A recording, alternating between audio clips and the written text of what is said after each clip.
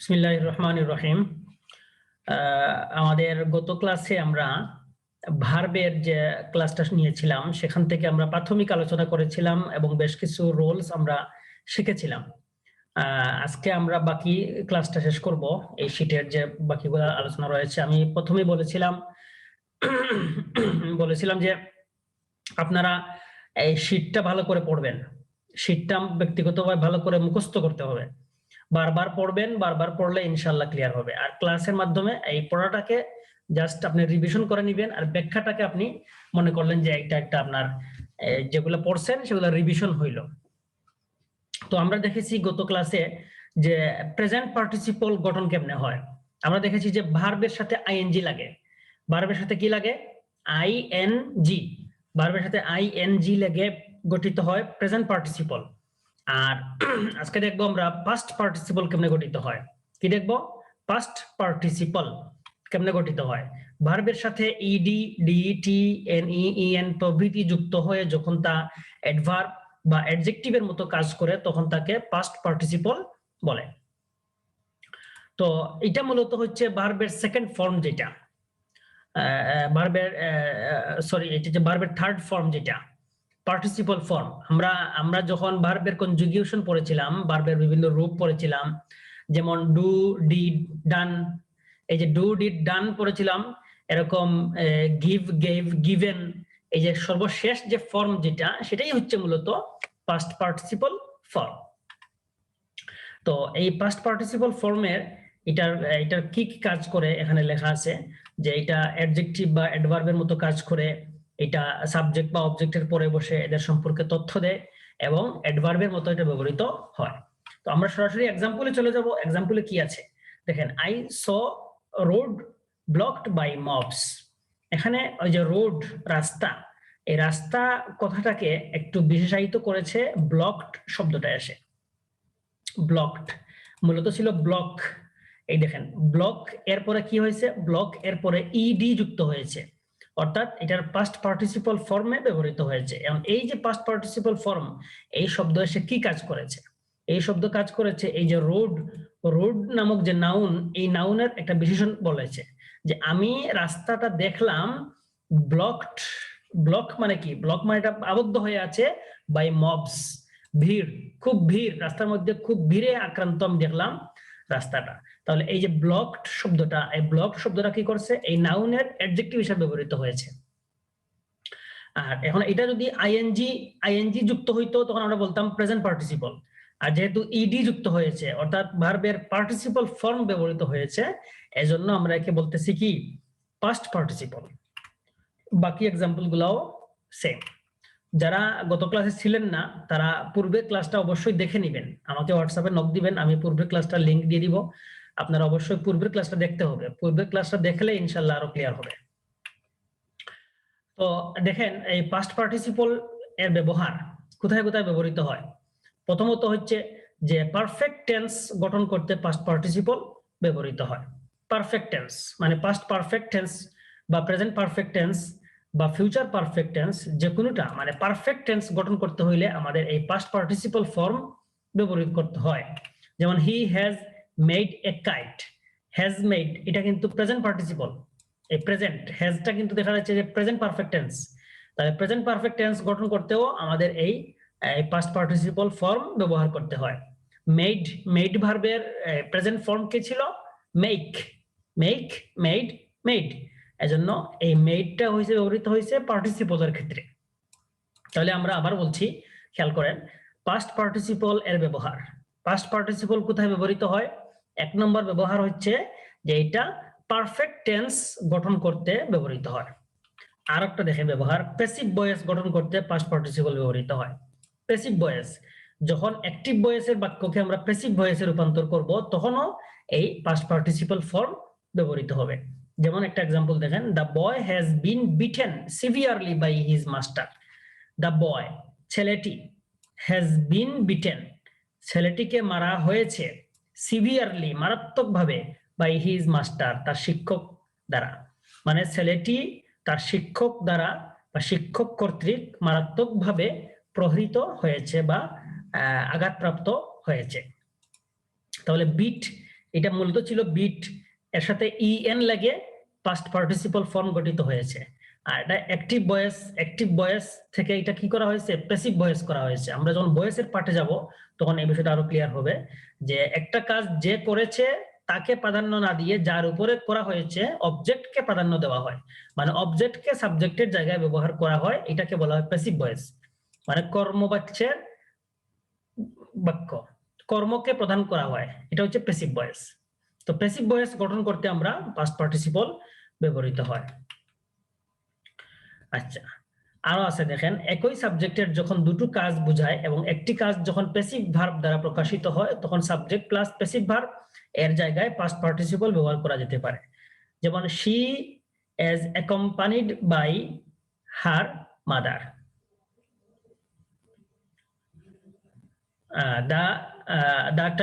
the little girl entered accompanied by her mother.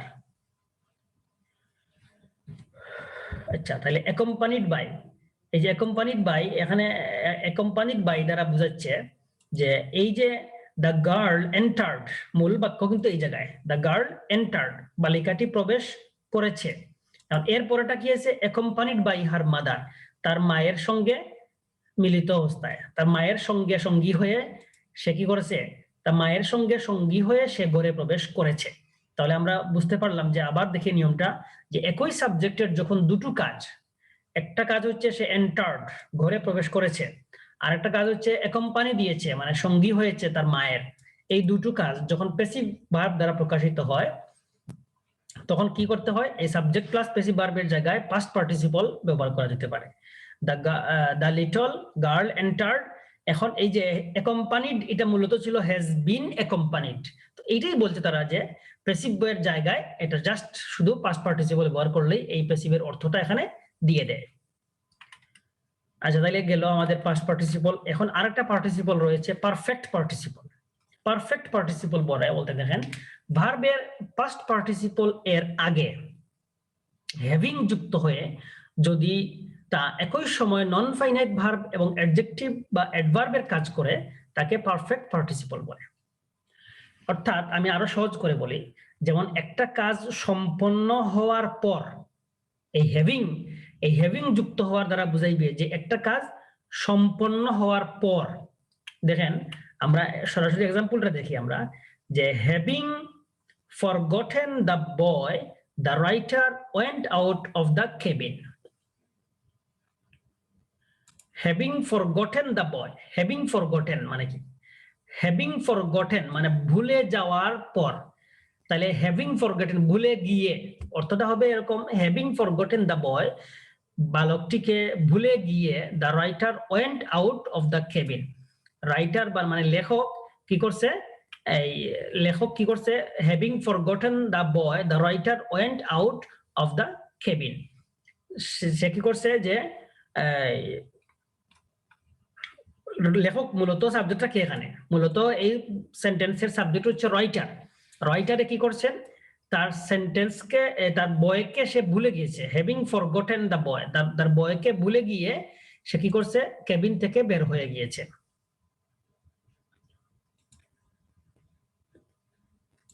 আচ্ছা, এরপরে দেখি আমরা পারফেক্ট পার্টিসিপলের ব্যবহারটা দেখি। পারফেক্ট পার্টিসিপল কোথায় কোথায় ব্যবহৃত হয়। পারফেক্ট পার্টিসিপলের অ্যাক্টিভ ফর্ম হলো having plus past participle of verb. তাহলে কি হইলো, হ্যাভিং এরপরে পাস্ট পার্টিসিপল কি, closed, having closed the door he left the house. Having closed the door he left the house, অর্থাৎ দেখেন এখানে যে হ্যাভিং ক্লোজ দ্য ডোর, দরজা বন্ধ করার পর হি লেফট দ্য হাউস, সে বাড়ি ত্যাগ করলো। আচ্ছা, এই গেল, মানে আবারও বলছি পারফেক্ট পার্টিসিপলটা কোথায় ব্যবহৃত হয়, যে একটা কাজ সম্পন্ন হওয়ার পরে বোঝায়। এখন দেখেন ইনফিনিটিভ, এগুলো আমরা আলোচনা কিন্তু আগে গিয়েছে, প্রথমে এগুলো আলোচনা সব গিয়েছে, আবারও আমরা এই আলোচনাগুলো আসছে আবার, আপনারা পূর্বের ক্লাসটা অবশ্যই দেখবেন, আমি হোয়াটসঅ্যাপ গ্রুপে প্রয়োজনে লিংক দিয়ে দিব, সবাই দেখে নেবেন ইনশাআল্লাহ। আবার ইনফিনিটিভ, ভার্ব এর বেস ফর্ম ওয়ান এর পূর্বে ব্যবহার করে ইনফিনিটিভ গঠন করা হয়। কি ব্যবহৃত হয়, টু, ঠিক আছে। টু ভার্বের কি হয়, বেস ফর্মের পূর্বে টু ব্যবহার করে ইনফিনিটিভ গঠন করা হয়। ইনফিনিটিভের টু কখনো উজ্জ থাকতে পারে, যখন টুটা উজ্জ থাকে তখন তার নাম কি, বেয়ার ইনফিনিটিভ। এটা আমরা গত ক্লাসে বলেছিলাম যে যখন ভার্বের যে ইনফিনিটিভ ফর্ম যেটা আছে to plus verb, to plus verb এই যে টু যদি উজ্জ থাকে তখন তার নাম হয় কি, বেয়ার ইনফিনিটিভ। তো এই স্ট্রাকচারটা দেখেন, এই যে to plus base form of verb, এটা হচ্ছে সাধারণ গঠন। কিন্তু যখন আমরা টু বাদ দিয়ে শুধু বেয়ার শুধু ভার্বটা বলবো তখন নাম হবে কি, বেয়ার ইনফিনিটিভ। আর সাধারণ ইনফিনিটিভের ব্যবহার কি বলছিলাম, টু প্লাস মূল ভার্ব। এই দেখেন এখানে एग्जांपल দেওয়া আছে, ওগুলো আপনারা পড়বেন ইনশাআল্লাহ। এখন ইনফিনিটিভ দুই প্রকার, একটা হচ্ছে নাউন ইনফিনিটিভ, একটা জিরান্ডিয়াল ইনফিনিটিভ। তো সিম্পল ইনফিনিটিভ বা নাউন ইনফিনিটিভ, যে ইনফিনিটিভটি নাউনের কাজ করে তাকে সিম্পল বা নাউন ইনফিনিটিভ বলে। নাউন ইনফিনিটিভের ব্যবহার দেখুন, ভার্বের সাবজেক্ট রূপে ব্যবহৃত হয়। নাউন ইনফিনিটিভের ব্যবহার হচ্ছে প্রথমত ব্যবহার কি, যেটা ভার্বের সাবজেক্ট হিসাবে ব্যবহৃত হয়। যেমন to rise early is good for health. To rise early মানে কি, সকাল সকাল উঠা, সকাল সকাল ঘুম থেকে উঠা, ইজ গুড ফর হেলথ স্বাস্থ্যের জন্য উপকারী, স্বাস্থ্যের জন্য ভালো। তাহলে এই যে টু রাইজ, মূলত রাইজ, রাইজের আগে যে টু লাগছে, এই টু লেগে এই টু রাইজ দুইটা মিলাইয়া একটা নাউনের অর্থ দিবে এখানে, মানে উঠা, উঠেছে বা উঠতেছে বা উঠবে এরকম বোঝাচ্ছে না, এটাকে উঠা নামক কাজের নাম বুঝাবে, তখন একটা নাউনের অর্থ দিবে। আচ্ছা, তাহলে পাইলাম আমরা ভার্বের সাবজেক্ট। তাহলে এই যে টু রাইজ দুইটা মিলে যেটা নাউন হইলো, এটা কি হয়েছে, এটা সাবজেক্ট রূপে ব্যবহৃত হয়েছে। মানে এই সেন্টেন্সের সাবজেক্ট রূপে এটা ব্যবহৃত হয়েছে, to rise early is good for health. মানে এই পুরোটা মিলে কি হয়েছে, একটা সাবজেক্টের কাজ করতেছে। তাহলে আমরা দেখতে পেলাম যে ইনফিনিটিভের, নাউন ইনফিনিটিভের কাজ কি, এটা সাবজেক্ট হিসাবে ব্যবহৃত হয়। আবার দেখতেছি এখন ভার্বের অবজেক্ট রূপেও ব্যবহৃত হয়। কিভাবে হইলো, যেমন আই লাইক, আমি পছন্দ করি, টু রিড গুড বুকস, ভালো বই পড়তে। তাহলে দেখেন এই বাক্যের সাবজেক্টকে আই, আইটা হচ্ছে সাবজেক্ট, লাইক এটা হচ্ছে ভার্ব। এখন সাবজেক্ট পাইলাম, ভার্ব পাইলাম, যে আমি পছন্দ করি। এখন প্রশ্ন করব কি পছন্দ করি, টু রিড গুড বুকস, ভালো বই পড়তে। তাহলে এই যে সাবজেক্ট ভার্ব আর এটা হচ্ছে কি, এইটুকু হচ্ছে অবজেক্ট। তাহলে এই টু রিড, এই টু রিড এই দুইটা মিলে একটা নাউনের গঠন হয়েছে। এই নাউনটা কি হচ্ছে এখানে, এই ভার্বের অবজেক্ট হিসাবে ব্যবহৃত হয়েছে। কোন ভার্বের অবজেক্ট, লাইক ভার্বের অবজেক্ট। আরেকটা এক্সাম্পল দেখেন, he decided to leave the job. He decided সে সিদ্ধান্ত নিয়েছে, টু লিভ দ্য জব চাকরিটা ছেড়ে দিতে। তাহলে সাবজেক্ট হলো হি, ডিসাইডেড হলো ভার্ব, আর টু লিভ এটা হলো অবজেক্ট। আরো দেখেন এক্সাম্পল ব্যবহার হয় ইনফিনিটিভ কোথায়, যে প্রিপোজিশনের অবজেক্ট হিসেবে ব্যবহৃত হয়। যেমন the old man is now about to die. The old man বৃদ্ধ লোকটি ইজ নাও বর্তমানে অ্যাবাউট টু ডাই মরমর অবস্থায়, মানে মৃত প্রায়, মানে এখন মরবে কি তখন মরবে এরকম অবস্থায়। তাহলে অ্যাবাউট হচ্ছে কি, অ্যাবাউট আমরা জানি প্রিপোজিশন, তাহলে প্রিপোজিশনের পরে ব্যবহৃত হয়েছে টু। তাহলে এটা কি, টু ডাই এই অংশটুকু মিলে এই প্রিপোজিশনের অবজেক্ট হয়েছে। প্রিপোজিশনের পরে যে নাউন বা নাউন বা প্রোনাউন হয়, এটার নাম হচ্ছে এই প্রিপোজিশনের অবজেক্ট। আরো কোথায় ব্যবহৃত হয়, বি ভার্বের কমপ্লিমেন্ট রূপে, যেমন he is to go there. He is to go there সে এখানে যাচ্ছে বা তার এখানে যাওয়া দরকার এরকম বোঝায়। তাহলে এই যে টু গো ইজ ভার্বের কমপ্লিমেন্ট। আরো এখন আমরা দেখবো জিরান্ডিয়াল ইনফিনিটিভের ব্যবহার। কোনো অ্যাডজেক্টিভকে মডিফাই করতে জিরান্ডিয়াল ইনফিনিটিভ ব্যবহৃত হয়। যেমন I was happy to hear the news of his getting job. I was happy আমি খুশি ছিলাম, to hear the news of his getting job. তাহলে এটা কি হইলো, যে অ্যাডজেক্টিভকে মডিফাই করতে জিরান্ডিয়াল ইনফিনিটিভ ব্যবহৃত হয়েছে। অ্যাডজেক্টিভ কোনটা এখানে, দেখেন আই হচ্ছে সাবজেক্ট, আর এই ওয়াজ এটা হচ্ছে লিঙ্কিং ভার্ব, আর এই হ্যাপি হচ্ছে অ্যাডজেক্টিভ কমপ্লিমেন্ট। তাহলে এই যে হ্যাপি, এই হ্যাপিটা হচ্ছে কি অ্যাডজেক্টিভ, আর এই অ্যাডজেক্টিভকে মডিফাই করতে আসছে কি, যে আমি যে খুশি ছিলাম, আই ওয়াজ হ্যাপি আমি খুশি ছিলাম, আমি খুশি হলাম, তাহলে এই যে খুশি হ্যাপি, এই হ্যাপি কে মডিফাই করছে কোন ভার্ব? এই ইনফিনিটিভ টু হিয়ার। অতএব এটা অ্যাডজেক্টিভ কে মডিফাই করছে এখানে। হি ইজ টু উইক, সে এতই দুর্বল, টু ওয়াক, যে হাঁটতে পারছে না, সে এতই দুর্বল যে হাঁটতে পারছে না, এরকম। তাহলে এই যে টু ওয়াক, এটা কি করছে? এই যে উইক কে মডিফাই করছে। দেখেন এটার ইউজটা কি, ভার্ব কে মডিফাই করতে ব্যবহৃত হয়। We eat foods to live, আমরা খাদ্য খাই বাঁচতে। তাহলে টু লিভ, এই টু লিভ, এই যে টু লিভ যে ইনফিনিটিভ, এটা কি করছে? এই যে ইট ভার্ব কে মডিফাই করেছে। নাউন কে মডিফাই করতে ব্যবহৃত হয়। This is a house to let, this is a house, এই বাড়িটি টু লেট মানে পাওয়া যাবে। টু লেট মানে টু লেট বোঝা যায় যে এটা ভাড়া পাওয়া যাবে বা এটা বিক্রি করতে পাওয়া যাবে, এরকম। অ্যাডভার্ব কেও মডিফাই করে, যেমন আই ওয়াকড ফাস্ট, আমি দ্রুত হাঁটলাম। টু অ্যাভেইল দ্য বাস, বাস পেতে, বাস যাতে পাই আমি, এজন্য আমি কি করছি? দ্রুত হাঁটছি। তাহলে এই টু অ্যাভেইল যে infinitive, noun infinitive, gerundial infinitive হইছে, এটা কি করছে এখানে? এটা এই অ্যাডভার্ব কে মডিফাই করছে। অ্যাডভার্ব কোনটা এখানে? ফার্স্ট। এই যে আই হচ্ছে সাবজেক্ট, ওয়াকড হচ্ছে ভার্ব, আর ফার্স্ট এটা হচ্ছে অ্যাডভার্ব। আই ওয়াকড ফাস্ট, আমি দ্রুত হাঁটলাম। তাহলে এই ফার্স্ট কে মডিফাই করছে to avail. I walked fast to avail the bus. এখন ইনফিনিটিভের আরো কিছু এখানে কিছু ব্যবহার দেওয়া হয়েছে, এটা আপনারা দেখবেন কোন কোন অর্থে ব্যবহৃত হয়, এটা দেওয়া হয়েছে, এটা একটু দেখবেন। এগুলা আর একটু আপনারা এগুলা দেখে নেবেন, শীট থেকে একটু পড়ে নেবেন। এগুলা কিছু অর্থের ব্যবহার দিয়েছি এখানে, দেখে নেবেন। বেয়ার ইনফিনিটিভের অর্থ দিয়েছি, এগুলা একটু দেখে নেবেন যে কোন কোন ক্ষেত্রে বেয়ার ইনফিনিটিভ ব্যবহৃত হয়। এটা এই লিস্টটা আপনারা মুখস্থ করে নেবেন। এবং এখানে আরো কিছু ভার্বের লিস্ট দিয়েছি, যে এই সমস্ত ভার্বের পরে ইনফিনিটিভ, জিরান্ড উভয়টাই ব্যবহৃত হতে পারে, উভয়টাই বৈধ আছে, সমস্যা নাই।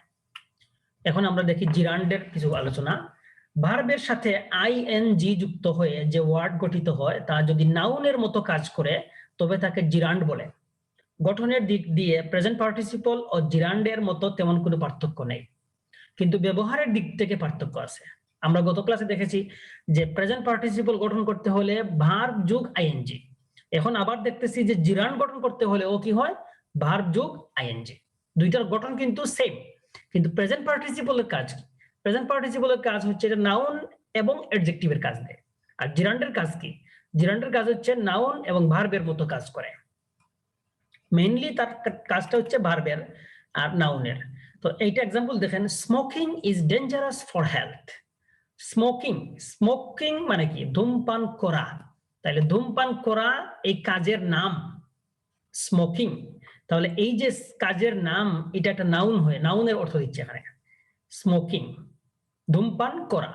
তাহলে এটা মূলত একটা নাউন হিসাবে এখানে ব্যবহৃত হয়েছে এবং এটা সাবজেক্ট হয়ে গেছে। স্মোকিং ইজ ডেঞ্জারাস, ধূমপান বিপজ্জনক ফর হেলথ, স্বাস্থ্যের জন্য। তাহলে স্মোকিং এটা কি বলবো আমরা? স্মোকিংটা বলবো জিরান্ড, আর এটা বাক্যে ব্যবহৃত হয়েছে কি হিসাবে? সাবজেক্ট হিসাবে।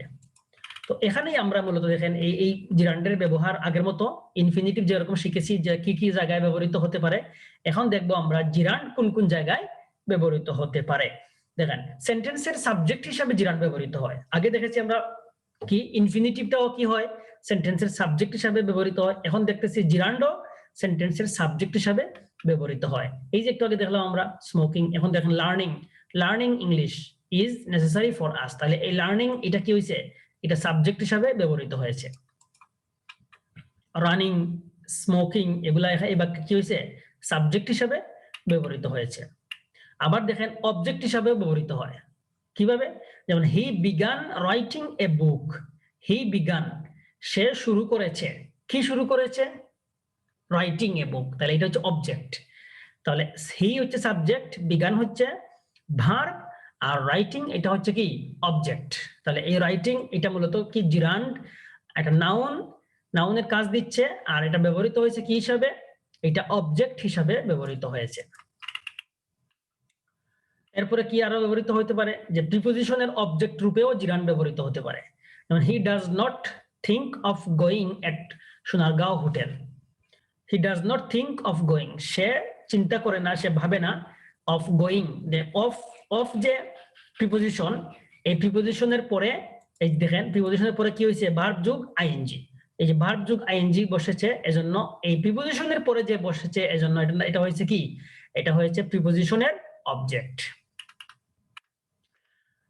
দেখেন বি ভার্বের কমপ্লিমেন্ট রূপে ব্যবহৃত হয়, যেমন seeing is believing, seeing is believing, দেখাই বিশ্বাস, দর্শনেই বিশ্বাস। তাহলে সিইং ইজ বিলিভিং, সিইংটা হচ্ছে এখানে সাবজেক্ট আর বিলিভিংটা হচ্ছে কি complement.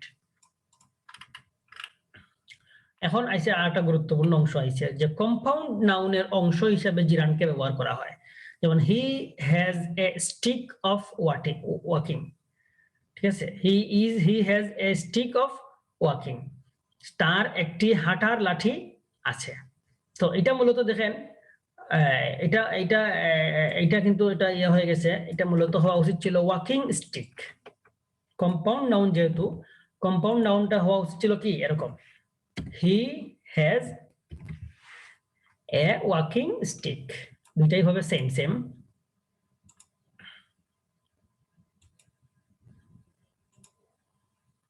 He has a walking stick, এই ওয়াকিং স্টিক এইটা মূলত মিলে কি হইল, এই হইল কম্পাউন্ড নাউন। হি হ্যাজ, তার আছে, এ ওয়াকিং স্টিক, হাঁটার লাঠি। এখানে এই যে ওয়াকিং ভার্বের সাথে আইএনজি লাগছে, এটা জিরান্ড, আর নাউন এই যে স্টিক, তাহলে এই ওয়াকিং স্টিক এটা হচ্ছে কি, এই ওয়াকিংটা হইলো জিরান্ড। এই ওয়াকিং আর স্টিক দুইটা মিলাইয়া একটা নাউন গঠিত হয়েছে।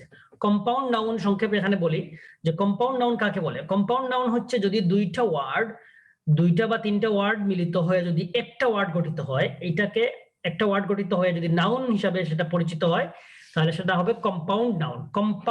কম্পাউন্ড কথার মধ্যে কিন্তু বোঝা যাচ্ছে যে যৌগিক নাউন, একাধিক শব্দ মিলিত হয়ে যদি একটা নাউন গঠিত হয়, এটাকে বলা হয় কম্পাউন্ড নাউন। আবার বুঝেন, কম্পাউন্ড নাউন মানে কি, একাধিক ওয়ার্ড। এই দেখেন এখানে ওয়াকিং স্টিক দুইটা মিলাইয়া একটা হয়েছে, হাঁটার লাঠি। তাহলে একাধিক ওয়ার্ড মিলিত হয়ে যদি একটা নাউন গঠিত হয়, তখন তাকে বলে কি, তখন তাকে বলে কম্পাউন্ড নাউন। এই কম্পাউন্ড নাউনের ক্ষেত্রে জিরান্ড ব্যবহৃত হয়েছে, যেমন ওয়াকিং স্টিক, হাঁটার লাঠি। আচ্ছা, এখন একটা প্রশ্ন, যে আপনার একটা প্রশ্ন বলবেন যে দেখুন তো মুভিং ফ্যান, লিখলাম মুভিং ফ্যান, ঠিক আছে, মুভিং ফ্যান।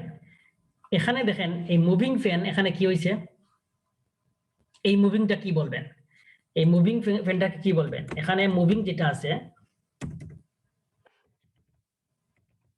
এই যে এখানে যে মুভিং কথা শব্দটা আছে, এই মুভিংটা কি, মুভিংটা জিরান্ড না পার্টিসিপল, কি বলবেন এখানে। মুভিং এখানে কি প্রেজেন্ট পার্টিসিপল, আর ওয়াকিং এটা কি, ওয়াকিংটা হলো জিরান্ড। দেখতে কিন্তু মনে হচ্ছে একই, কিন্তু পার্থক্য আছে। ওয়াকিং এখানে জিরান্ড কেন, আর মুভিং এখানে প্রেজেন্ট পার্টিসিপল কেন, এই কম্পেয়ারটা করেন একটু, দেখেন আপনারা যে যখন দেখবেন এরকম কম্পাউন্ড নাউন, প্রথম কথা হচ্ছে এটা কম্পাউন্ড নাউন মানে একাধিক ওয়ার্ড মিলিত হয়ে একটা নাউন গঠিত হয়েছে, তাহলে এটা দেখবেন যে এই যে আইএনজি যুক্ত যে ওয়ার্ডটা আছে, এই ওয়ার্ডের এই যে কাজ, এই কাজ কে করতেছে, পরবর্তী নাউন যেটা আছে সেটা করতেছে কিনা। এই যে ফ্যানের কাজ কি, মুভিং ফ্যান মানে কি, ঘূর্ণায়মান ফ্যান। তাহলে এই ঘোড়ার কাজটা কে করছে, ফ্যানে করছে। তো যেহেতু এই ঘোড়ার কাজটা ফ্যানে করছে, অতএব এই মুভিং এটার নাম কি হবে, এটার নাম হবে প্রেজেন্ট পার্টিসিপল। কেননা আমরা জানি যে প্রেজেন্ট পার্টিসিপলের কাজ কি, প্রেজেন্ট পার্টিসিপলের কাজ হচ্ছে নাউন প্লাস অ্যাডজেক্টিভের কাজ দেয়, অর্থাৎ এই ঘোড়া কাজটা এই ফ্যানে করতেছে। যখন দেখবেন এই কাজটা এই নাউনে করতেছে, তখন সেটাকে বলবেন কি, তখন সেটাকে বলবেন এটাকে বলবেন প্রেজেন্ট পার্টিসিপল, এটাকে বলবেন প্রেজেন্ট পার্টিসিপল।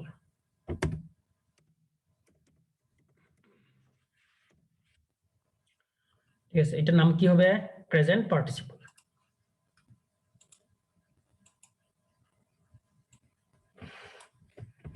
মুভিং আমি দিয়ে দিচ্ছি এখানে লিখে, মুভিং হচ্ছে, দেখেন মুভিং কি, মুভিং হচ্ছে প্রেজেন্ট পার্টিসিপল। Present participle. এখানে ওয়াকিংটা কি? ওয়াকিংটা হচ্ছে জিরান্ড। আচ্ছা, এখন দেখেন এমন কিছু ভার্ব আছে যেগুলোর পরে কমপ্লিমেন্ট এ ভার্বের সাথে আইএনজি যোগ করতে হয়। নিচে এসব ভার্বের লিস্ট দেওয়া হয়েছে। অর্থাৎ যে এই যে এডমিটের পরে যে ভার্বটা আসবে এটার পরে কি করতে হয়? আইএনজি লাগে। এরকম বেশ কিছু ভার্ব দেওয়া হয়েছে যে এগুলার পরে পরবর্তী যে ভার্ব আসবে সেটা কি করতে হয়? আইএনজি যুক্ত হতে হয়। এক্সাম্পল দেখেন, I don't appreciate being treated like a second class citizen. You should avoid mentioning his divorce. He complete writing the report. প্রত্যেকটা দেখেন, প্রত্যেকটার পরে যে ভার্ব আসছে এটার সাথে কি হয়েছে? আইএনজি যুক্ত হয়েছে। এই লিস্টটা আপনারা মুখস্থ করে ফেলবেন যে এই লিস্ট মানে এই সমস্ত ভার্বের পরে যে কোনো ভার্ব আসলে সেটার সাথে কি হয়? আইএনজি যুক্ত হয়। এই যে লিস্ট দিয়েছি এই লিস্ট অনুযায়ী আপনারা মুখস্থ করে ফেলবেন। বেশ কিছু এক্সাম্পলও দেওয়া আছে, এইটা আপনারা মুখস্থ রাখবেন। এখন দেখেন ভার্বাল নাউন। ভার্বাল নাউনটা কি? ভার্বের পর প্রেজেন্ট পার্টিসিপল যদি আইএনজি যুক্ত হয়ে ওয়ার্ডটি নাউনের কাজ করে এবং যদি তার সামনে দি এবং পরে অফ থাকে তবে উক্ত শব্দকে ভার্বাল নাউন বলে। যেমন the smoking of cigarettes is harmful. এখন দেখেন দি আছে, দি, এরপর আছে কি স্মোকিং, এরপরে আছে কি অফ। তাহলে কি হইল? এই যে দা যোগ এরপরে ভার্ব আইএনজি এরপরে অফ। তাহলে এই ক্ষেত্রে যে দি এবং অফ এর মাঝখানে যে ভার্ব আইএনজি আছে এটার নাম কি? Verbal noun. আবার সংজ্ঞাটা খেয়াল করেন, ভার্ব এর প্রেজেন্ট পার্টিসিপল যদি আইএনজি যুক্ত হয়ে ওয়ার্ডটি নাউন হিসাবে কাজ করে এবং যদি তার সামনে দি ও পরে অফ থাকে তবে উক্ত শব্দকে ভার্বাল নাউন বলে। এখানে দেখেন দি রিডিং অফ নভেলস। তাহলে দি রিডিং অফ নভেলস দুইটা, এই ভার্বটা কি হয়েছে? ভার্বের আগে দি পরে অফ আছে, এজন্য এই রিডিংটার নাম কি হবে? এটাকে আমরা বলবো ভার্বাল নাউন। আচ্ছা, আরো কিছু এখানে কিছু এক্সাম্পল দেওয়া হয়েছে, বিস্তারিত ব্র্যাকেটে দেওয়া হয়েছে, এটা আপনারা পড়বেন। I saw the boy doing the sum. তাহলে কি হলো? এটা present participle. This doing the sum is useless. তাহলে এটা হলো জিরান্ড। এগুলো এক্সাম্পল দেওয়া আছে প্রত্যেকটার। তো এরপরে আছে সাবজাংটিভ। এটা খুবই গুরুত্বপূর্ণ একটা বিষয়, সাবজাংটিভ। এটা পরীক্ষায় খুবই আসে। আমরা একটা ব্রেক নিব, এই ব্রেকের পরে আমরা এই সাবজাংটিভটা আলোচনা করব ইনশাআল্লাহ।